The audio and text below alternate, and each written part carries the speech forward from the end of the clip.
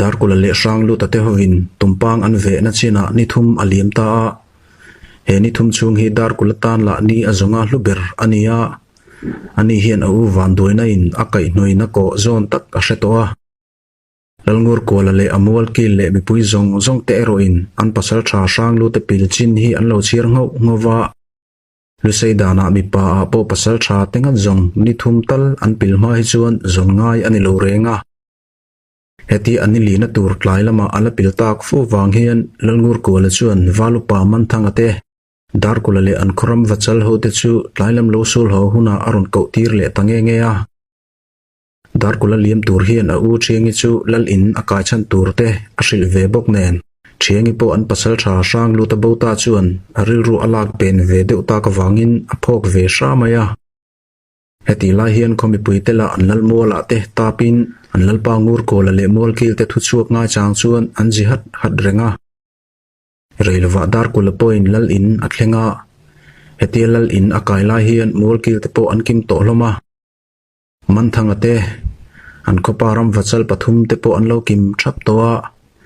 dar kula hnunga hian pathen khat lalngur kolan akau tel ve te po an ron loi hloma lalngur kola chuan an vai chuan han thle kol futa chuta thudang le I soima sa tolovin heile kan pasal tha sang lu tameu chu apil chin ni thum aliam ta vo in lamla anilina ani to wangin hei tlailam thlengin aron lang talova mi pa te chule ni thum tal an pil tari ani lo chuan zon ngai an ni lo ti alo ni thina maro chu hei kan hun tonin adu lo lam ako ta ka wang hian kan pasal tha zon dan tur hi kan ngai tu tlan angai ta in ka hri aron ti ta amol kil ta chuan an lalpa ngur kola thu pui ron la kai chu an han chai zui lai laya heti an soi ho lai hian akal pui midang te po kha an ron lut ve boka an ni ho hi amma ang bokhan thu eng mote chu lalngur kola chuan azot le tangeya dar kula po angai dan te zotin ilet le lam khan anu ma te po izuk bi mutamang lo nin alanga kan heti ta ka hi chuan nang la in iron hon san tak mai lo thei bik lo awangin achin hi akhong cher bo mak mai nin alange kati a enga po chuni se pasal tha po mi kol song chung tak anila kan hria kan hun malamala kan valupa kap durala achin abolen tamai boknen tunrum jong kan hun ton mak takawang hian kan kaina khothar hial hi a ai lo nge ni kati pha ta hiale ti in lalngur kola chuan angai dan aron seile ta dar kule eroin achan dan ngai te a chang le in alet le lam khan an buk hlui hial azuk thlen thu te chulai atang chuan aliam na lam chualam khan te po alu nual thu le amulo awangin kholama alet le nia arina wanga ani poron ho vele tamai ani thu te chu asei le ta heng thu asei lai te hian ama ve tur nge hian sanglu ta hilal ngur kwal hian atir ta veya athi pha ta ani ti te chu angai tu let ro boka lalngur kola la in dar kula hian athat aniang tilam hi angai tu phalo hleya hi achan bernia langta chu engdang nilovin dar kula hian sanglu ta hi thu poimo tak acha lok dim awang khan dar kula let le hi sanglu ta hian alo ve ngei anga chuti ani chon dar kula tan pasal tha mevin an ve ani si chuan himna kong akolo topang ti hi arin dan ania hian sanglu ta chu arin zo ziela ashil chiang hleya mase ami tha tu dar kula hian apasal tharin ber sanglu ta hi avelet nga chatawangin sanglu ta hian angam talo kha ani bera kang anin noidan te ro kha chu lalngur kola tan hian ngai tu phak chi ani tolwa lalngur kola hian sanglu ta hi dar kula kutat lutura ada chin ngai ilo bok nen akhorol tharlana pangzet mai hi alo hlo omzia lalngur kola hian ashelo chiang hle tlat ani lenglen huna me po ro an rel ngor le hlea hetia zanri po barman lova an che dan tur an sei chho mek la hian khomi puite po lal mola an la fu thup loma ato pa zong thu dang rol zui lovin sanglu ta chu zom to mai chu an rot tangeya he mi nu hian lal ngur ko la hian an va dan tur te po ramrut na fel tak den arel pui le ta heti ani hi zongin atuk lama tang chuan an valupa ang bok khan sanglu ta zong hian akhonotin an buai le ngei dona hei hian an na pui lak lai bu min tur to ven na te chu pa ho te kuta anda angai pha donin alangta อันมาหุนคาสินาละทีนมักปุยอันตกตันวลต่อคานอันลลปางูรโกเลอมอลกิลเตฮีอัชองคลบาร์ซาตลัดโตเรงะเฮงวังเตฮีนเฮลายาอันคทรสานมุนฮีมุนเทียงโลอันนี้ไหมมันโดนจูตีไงตัวนัตจูอันในโลไทโตโลอันนี้อตุกซิงวาร์เจนะลังวาลรัวอันรอนลอยโคมาดาร์กุลโปอัชวกมาโปละจังอินวาลุปามันทั้งอัตเนนชัวละมาอันเลียมงาลาอันนุ่งละมาปะเวียกชาเดวเลลังวาลดังเตโปอันรอนลุดละเวลมาเฮมินีเฮียนิเลงินชัวลำรมจูอันดับตาเฮตียคูอัตไลท์เลงาอันจนนูเฮียนรำละมาเรียจิลตูร์มีสมงาเวลอันอินรวดเลียอันซิงาเฮียนดาร์กุลโปอัติลเวเซลวางินอัทูเลลาอันละวิวลมาเฮมิตลาเฮียนโรลทาร์โซลเลขมวนตูร์เดวปะเวียกชาเตจูอันโฮลมาอันนี้เฮาเฮียนอันลัลเนนาโปจินสิลตูรินอันกัลดานเวลเตจูกิมตะกินอันอินสิลลมาอันนี้อันเลียมนูเฮียนวาลุปามันทั้งเฮาจวนบุกปฐุมงดอันหันสัวละเฮงบุกเตฮีอินงาคมเลเซลนานอันตีอวางินอันสอุลุกเวียวเรงะอตุกะจวนอันดานปางายเตอินคนละมาจังปอยน์อันรอนลุดละเวเลอะเฮมินีเฮียนอันหักโจเดวอันดูอวางินช่วงลีลายะอันอินเซมดัรตาอะมาเซมักเดวมาอินช่างลูตักนูมาฮีอันมุจุยเลตะโลเลอะอตีร์เบระดาร์กุลเตเนนบุกอันสวนมุนเตคะช่วงนี้งดเตชวนอันจุกโปลมาหลายละมาอันไว้ชวนอันบุกนิดละมาอันเล็ดเละเวกะเฮมิจานเฮียนอุลุกตะการูเรลินอามานียาคนละมาโหตาเตเลเรียกตาเตโปอันอินโชกตะลมาเฮติอามานียาโหอันเรียเวเลจานเฮียนดาร์กุลเตวาลุปามันทั้งเตโฮเอโรอันจามตลางะอันนี้จามตลางโฮฮีมีสมไลอันนี้วางินอันนี้สวยนันหน่วยเฮียนอตุกจิงการะเตโปตุกชวนไอไมน์อันวักนวลลมามาเซอันวักละโตเลจงเฮียนช่างลูตักนูมาเลอโทมเตฮีอาเรอินมุตูรอมโลเลอะเฮตาเมวิจงอันนี้ลีนาโปเองรวยอันอังโดนโลตีฮีวาลุปามันทั้งรินดานอันนี้ตัวดาร์กุลเลปะเชนขัดเตโรอินเบยดอนอัลหุนเลเวตีนมีดังเตจูอันละฟุยเศร้าลมาเฮตียงาวาลุปามันทั้งเฮียลินตีดานตูรอวันเรียวตากะฮิจวนอตุกละมาจงเจ้าโจกาวาอันเพลนจินอาเรียบุกปอสวลไมอันรถเลตา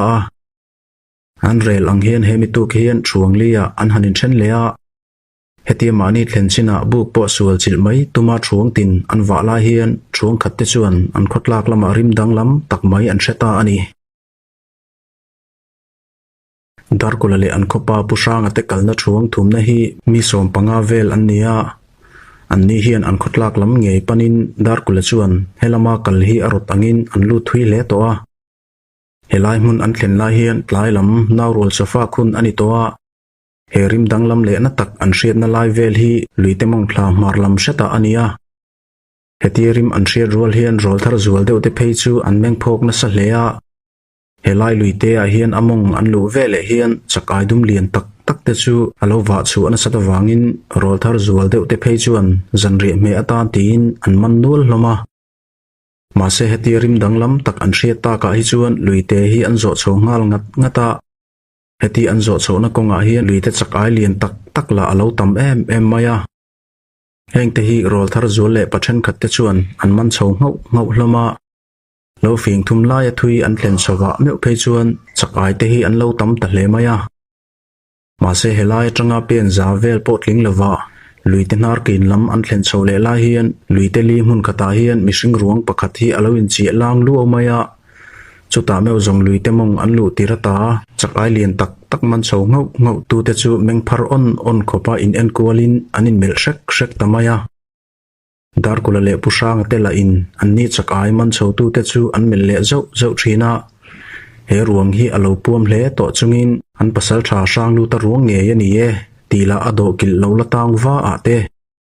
ลุยเตกำลุงตุมบุลาอามิลุลักเซมโลละเล็ดบลาเตจวนอันเชียงล้มเลียหุนหักลวินช่างลูตรวงฮอลดุมทูลต่อจูอันหันปดชัวกะเฮตีอันปอชัวลาเฮียนจักไอมันตูเตจวนอันจักไอมันเตจูลุยาเตจวนอันชัวดุมคลาสุบลมาเรลวะอันปัสสาวะช่างลูตรวงเงยจูลุยเตกมาจวนอันหันพูมาช่างลูตเฮียนออระดำขชัวปุยจีเจียจางลูกปนาเลทุกินเลียมนัตักอตัวระ hei mai ba ka hian apum bor vel po ako chung lang kopin athler pe veng vung maya asilai la abo min der mai poka asamim iptela alo bo maka amilulak chemla adokil ti pa khichu abul vela po hian mu tur a ho lova hei wang hian ral kut ato kaniange ti chu pusang le bidang terin dan ania ma se magdevin alu hi lak ani lo ba ka aliam nu ma kha chem emo silai emo nu ma ani le tlak lo maya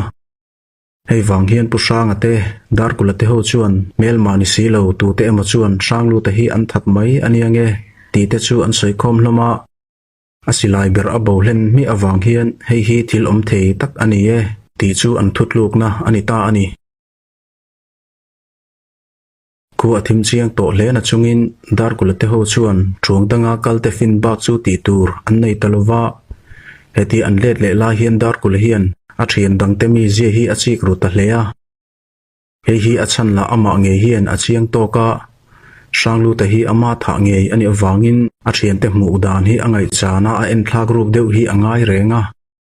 ma se anni ho hian miom thadu manglo teiro lai mai tu khomi emote thil tia an pu mi alom ti hi a shakhiwa akalpui midang te hian an valupa kap dur bauta la abolen makawang khan sanglu ta thi dan nen hian an chui zon na salom leya zendrei lama valupa man thang te ho chu an han fina anni ho hian thungdanga kalte chu an lo fin lem lo awangin chimlam hreta ri mun an lo kur fel diam to heti an thlen hlot hian pusanga chuan an pasal tha sanglu ta chu an hmu thu te arung chu apuam chiat le to awangin an hmu na lui te kama an zal mai thu le athi chan ni nge ya lang a hliam am dan te chu fi takin valupa man thanga chu a hrilta a heti a hrilpa hian sanglu ta milulak chem te chu a han phora adokil po midang te chu a entir taloma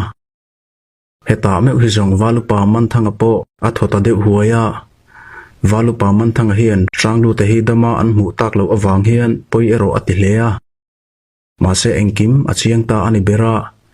hei wang hian thungdanga kalte po atuk jing taka po thuai tura an rel nuwa mutnu an tu zui ta ani apasal tha a po athulak pui berle amak pahual ngat sanglu ta thipuam der mai chu lalngur kolatan torzo aharvia wangle suana ra chu adum lo hlea mishing nun na latura phiruk na wal sui ngat phei chu a thin let nat zia alo langta ani bera sanglu ta chanchin a hriat rol hian lalngur kola hi atliak hnop ani bera heti rol hian sanglu ta thattu te hian asilai la an pu bo dai mai niin a hreveria ma se alu an lami alo hian an laka ral chet an tho le mi thung lo ti hi a hriat chu tir tlat thunga sanglu ta chung te la in lalngur kola chu an dem ru rio maya sanglu ta khosak dan hi achung te hian tha an ti lo na la rei rio to ma se phiruk na ten omzet an val le ti ero hi chu achung te hian an hriat pui lem lova an lalpa ngur kola an nei lutuka wang hian ami ji ero adang le ti hi an hria henga wang te hian athi tak hiala hian an lalpa ngur kola hi an nel zui lo hlea ani na taka chon sanglu ta chung te hian khodanga pem hial tak an na pa ma se lalngur kola hian ati thazui zel thova ma se amishing mamo bermai sanglu ta athi ta ka hi chuan dar kule hi akhodai deu hoisen ber ani nala nemnge ani zul talo thailova amma khachuan kumlama la upazok tanana na engthu po ala kai pui thei sanglu ta hi dar kula ain ada poimo kumkhu thina tuna ero engkim hi thil omdan hian atilet ling thok mai ti hi ashe phakhiau to ni rin angein lalngur kola chuan dar kula chu angeng ta hlea heti lai hian anu le pa te mai ni lo thangwal ruk anei tela khan dar kula laka enkil toi ruk na hi asiam sak plat thunga ma se amwal kil te jinga pasal tha chongbuanga le achung te laka phiruk na awal pui ladam pani te chu abiron ngun hlea anni pani toli pa le dola pa te hi pafing tak anlo ni bok nen kan hun chir kai hian boina dang athlen lo nan inveng ila atok mai lalpa hei ama dar kulala rol thar mai alania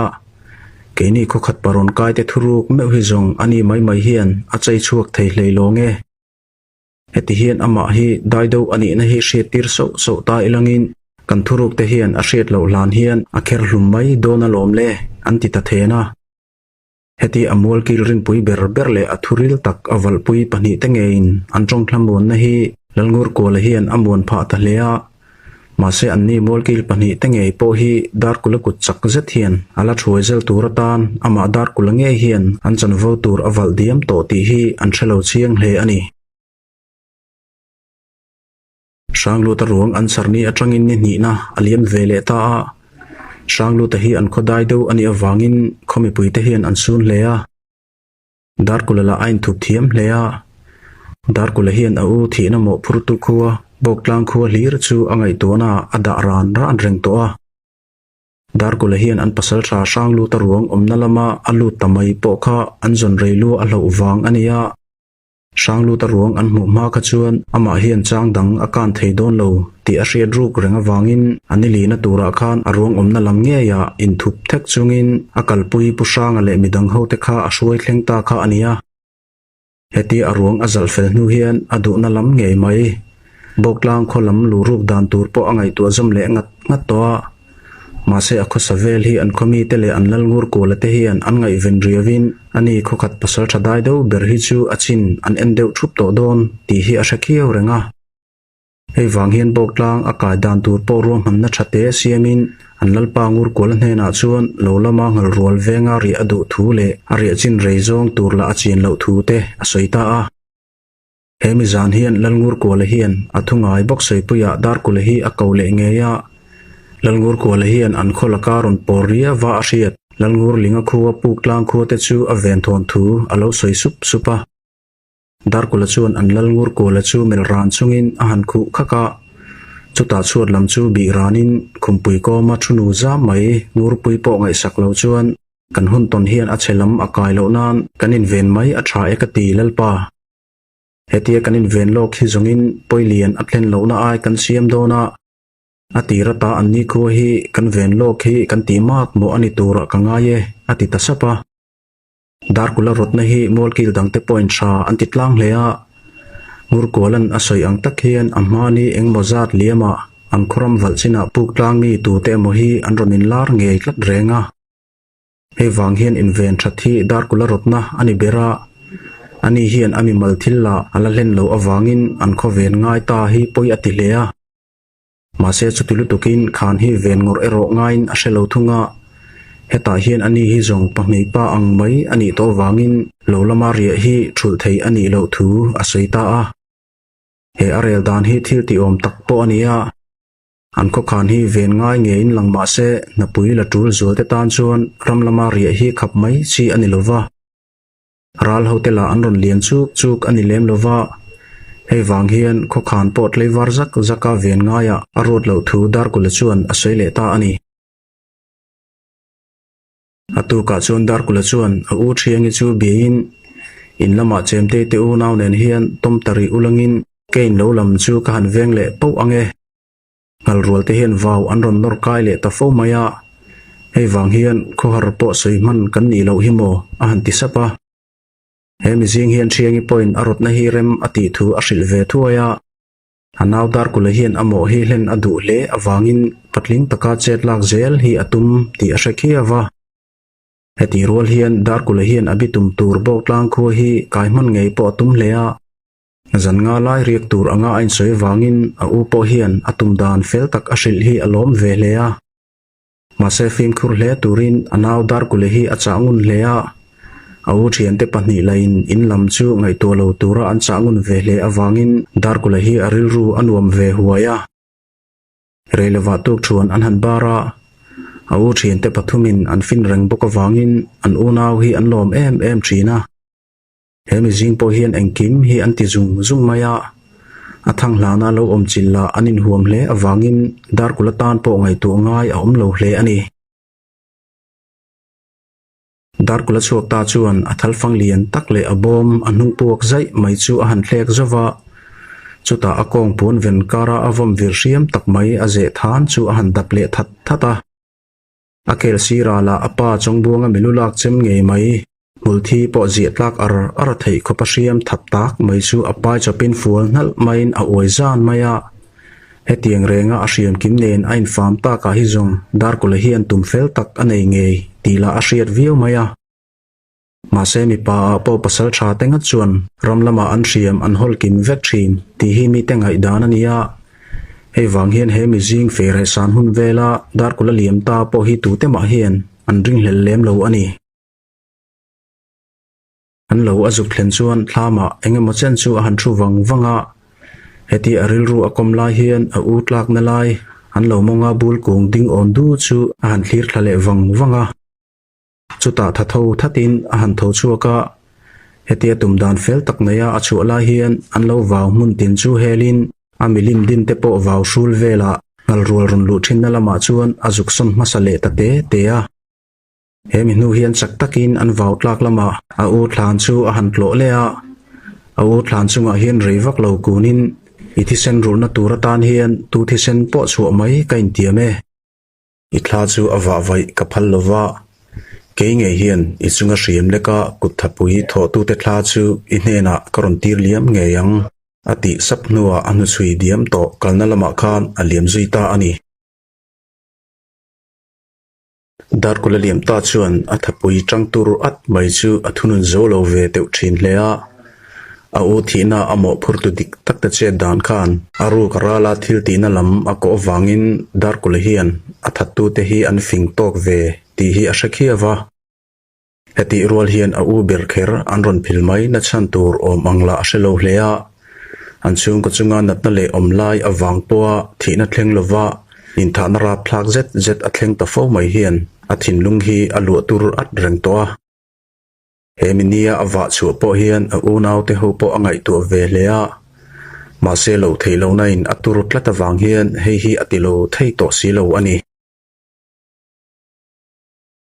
นี่อรอนสานโดนจันไลชวนอัตุมมุนาเงยบอกลางครัมวัลจินชูอันลูตาบอกลางคัวเนนอันอินรีนลายรำฮีลุยเตลวงดำไรนรีอคัมซาอวังอินเชียดออลเลียลุยเตอหันการนูชวนบอกลางครัมวัลจินะงปุยทิมลำเจละชวนอันลูตาจุลายจังชวนบอกลางคัวโฮโลจาวปุยนละมาอันคมหาร์ลำเจละชวนสักเจตินอักลทะประชวนวางลายตะกะนิลูปอยน์วันไลโซลอังหาเอ็นกัลโตไลชวนบอกลางคัวโฮโลจาวปุยจูอันปัวเฮตีอันโคโลจาวปุยอลุจิลลาเฮียนบอกลางโคเลียนโลจาวปุยจาวเจ็ดมายาเฮียนบุเวงปาโฮเลตลังวัลเตโปอจุกมุเลเจ้าทรีนะรีเลวาบอกลางโลจาวปุยจูอันเฮลาเฮตีอเฮลนัชันฮีมาร์ลมาโลบิงเดวตักประคัดอจุกมุวางันเนียจูโลบิงจาวอังเรงตักจูอันในทัวยาเฮโลฮีวาวมาร์ลอยลำเจลจังอินอุลุกเจตินอันเอ็นพลตาอามาเซเฮโลฮีอโลเรไรมายาเฮวังเฮียนพลามลำจูบุมินเองรุยโตนัวยากุนดะจงจวนอปันโชตาอาพลามหันเข็นโดนจวนม่วงและฟิมคูรเจตินอันกลาเฮตีอดุตกมายาโถมอันดิมตากะเมวิจงดาร์กุลเฮียนเกยเตอังไม่นอาเจจียโปอทุบโตอันิเบราพลามน้อยไม่อันเข็นไลชวนพลามชูงาตรงโถมจูอันเชียเฮตาเฮียนเฮตลามชูงาเฮียนนุดลิงเลนุละอินเบทโฮมงดอาเชียตากวางินอามิลุลากเซมเลอวอมวิรอเล็กซาวะโปจูอัตลาดุลตาอาดาร์กุลชวนอวอมวิรจูอโกงาอันเจปาจูมินัวอามิลุลากเซมโปจูอปายะคุงินมงจางินพลามจูอปันโชตาอาพลามลูกาหันกายไลชวนอินกิลตอยตักอ่างอลันชวนพลามชูงาอมเตชวนอันรัลเมลมายังตีอลาวตาเดวะจูวังชวนอาเจจียปอรังตะกาทลากินพลางเนลอังเริงตักินพลามกงกะอินหงชินาชวนอวดิงหลังตาอาเฮตีอวัยลันลายเฮียนพลามชูงาเหลาอมนูฟาเตเฮียนอันเหลาเหลาอังเริงเลียมาเซดาร์กุลชวนมิดเมงดำตักเลหอยหอมตะกาอเบียกงาละวังชวนอันนี้นูฟาปอจูอันปางไงเวเลมายานูจอกชวนทลามาโจลตูรชวนอาหันตียา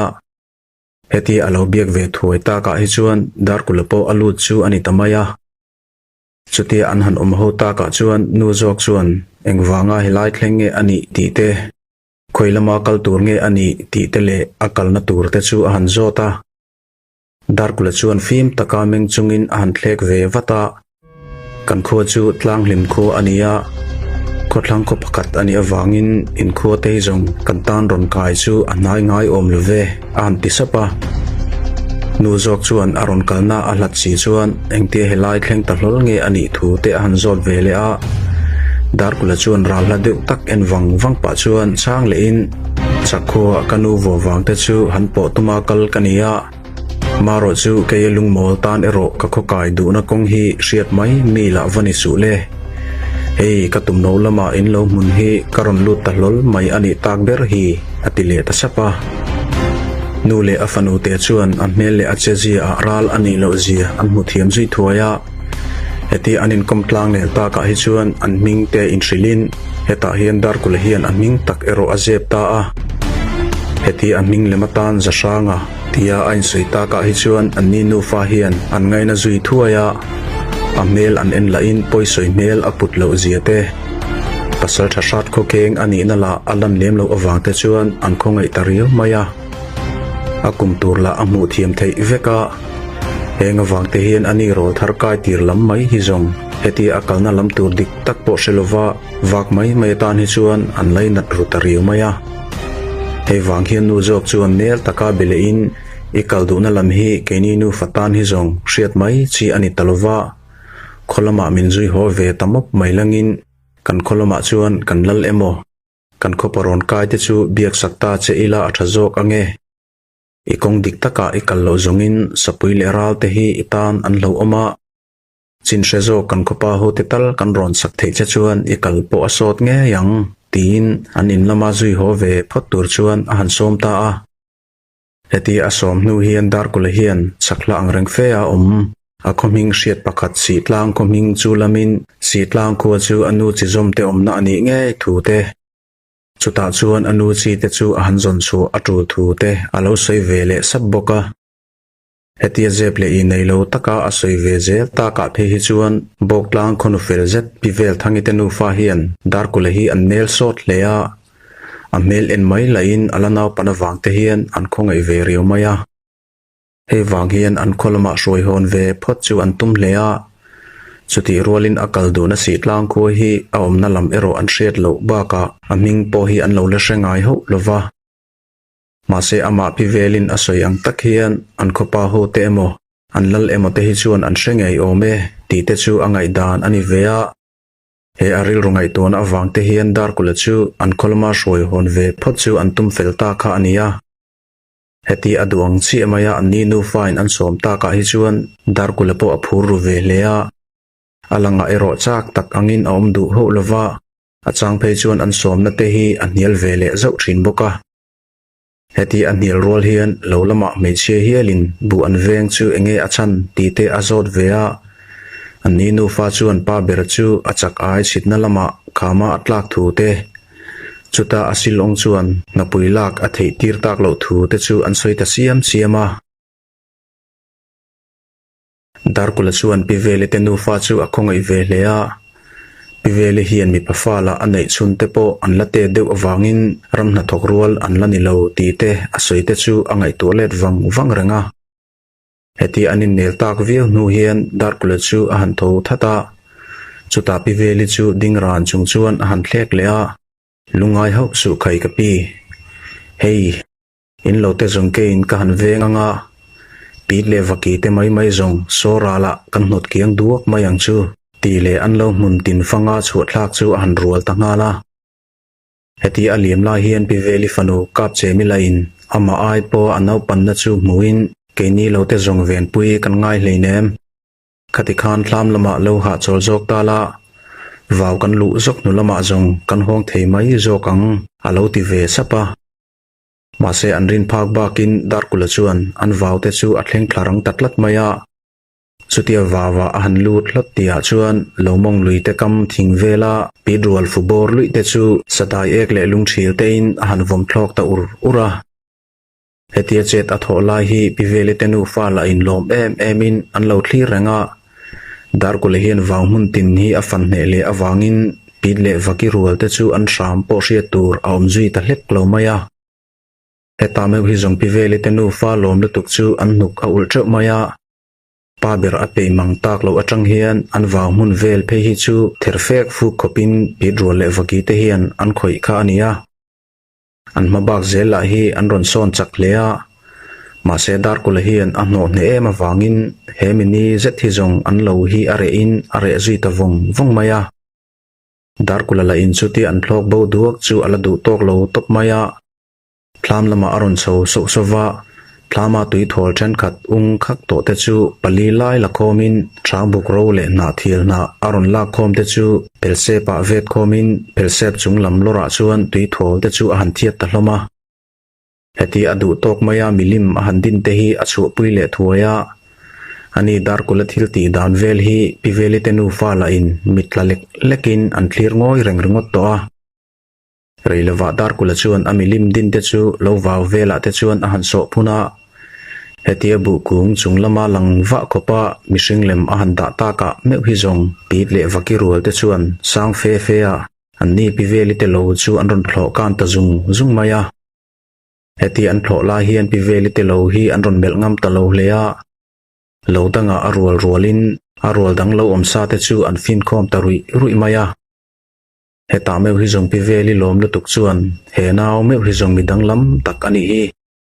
อาทิลตีดานเวลาเฮียนรำลำนาลาอัลโฟโตชินตีอาเชียตา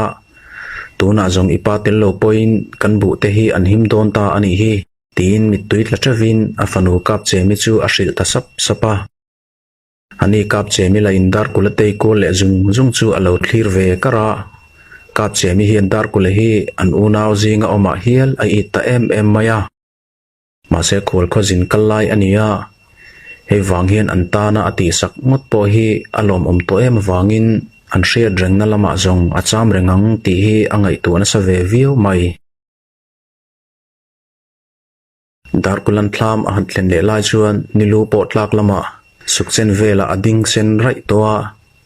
เฮติอดูตอกมายาปิเวลิเตโลอาหันเวนสักตากะฮิจงดาร์กุลโปฮีอังไออัชัดเนลเลียเรลวัดลามาอันหันลูดโคมาเฮติอันหันสุลลาเฮียนปิเวลิจวนลอมทูอาศัยมลเรงาดาร์กุลเอโรอินอันนี้เฮียนอันโลจันปุยาวางเต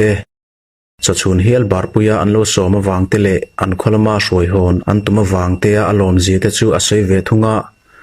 อันโคอันเทนะเงยชวนอันโคปาหูจินเชจูลจาระอากาลดูนักขานโปอาเชียเทเงยอเบยเซทูเตอโลเซเวบุกะสุดที่อันเวนเบอร์ปีดรัวเลวกีเตอันเบาตากดูกวางชวนนิดังอันเวนโหหุนอายามาเตยอันโหเทตเริงมายาตูน่าเมวิจงปีดรัวเลวกีรัวเตเฮียนสร้างเฟยอันโลชวนหลอกคุมเจลตัววางินตีตูดังอันในตะโลตบเรงะเฮวังเฮียนปิเวลิชวนอันนาเลระเตละโคมินพลามหันชัวสันเลียเฮติอันนี้อวะชัวลาเฮียนดาร์กุลเลเจมิเตโปอันโลอินกอมไงสอดตะเลียเรลวะปิเวลิโปอรุณโฮเลทัวยาเฮมินูเฮียนดาร์กุลดูดานเชอินโคลมาเอาทัดตูเตควงเงเนียอาเชียดบอกลางโคลัมจูอันปันตาอันนี้นี่อันนี้มไรตัวเฮนิดลายลำบรวกนวมตักเฮียนบอกลางคัวขเลียนตักเละขดแหงนวมตักโปอันโถมอัชหำเลียอันลลปางูลิงอินละมัวเวงะมุนสร้างลายเบรตัวโจเจ้าปุยไม่ลายตะกะชวนอดิงลัวเฮอลลอินหัวเฮียนอมัวกิลเตโปอันินหุงพลุลมาสวยตัวงินเฮคัวฮีอเลียนปางายเลียเฮวังเฮียนอันมัวกิลเตอินงดโปฮีขเตเดวตัมตักเตลลอินเตียตาเลียนอันินกลมาZalbuk la lal mual chua lam mual pong chho raya chuan abok to lur maya Zalbuk hi tlangwa te hian an chen bel hle ti hi ral atanga akai lon anum dana mai po chuan a hriat via vani Komar lama pathen khatteram kal ho anin pu ho nual towa an hnunga hian nu pakhat le afanu te an khol rol thar hroi pakhat te po an ronin zui dia an bula kalve pathen khatte chuan rol thar ria lam le fu ke tor tak mai chu an thlek le zo thina heti an en le shrek thin nu hian an khonu pi velin hena hian an rol thar hroi chanchin te hi an zot thloma ani nu mol mang ve tak le ril ru thatak pi veli la in an na dar kulan alak puina lama khan alom bok nen a he khotlang lam khuwa kan nawania ani hian kho sakai tumin akal lam abota ka wangin kan khu aron kai ta lol don ani ta khi halana pandeu awangin ama maya akal tur hi kan ngai tu ve leya